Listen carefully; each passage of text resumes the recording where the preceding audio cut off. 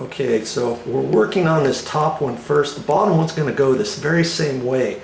See this screwdriver? See how small the tip is?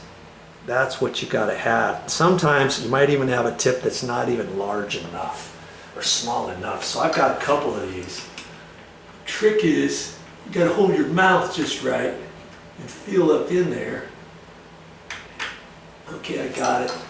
And unscrew that without rubbing your knuckles or the screwdriver on your wall, because you don't want to start marking up your wall. Okay, you just loosen that a little bit like that, and this should come off of here.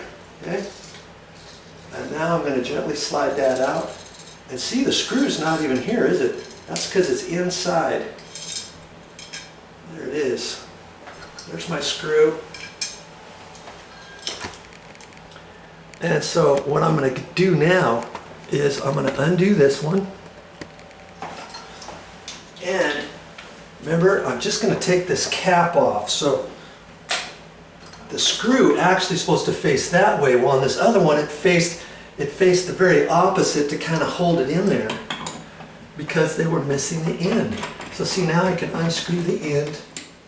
See, it just pops off like that. See?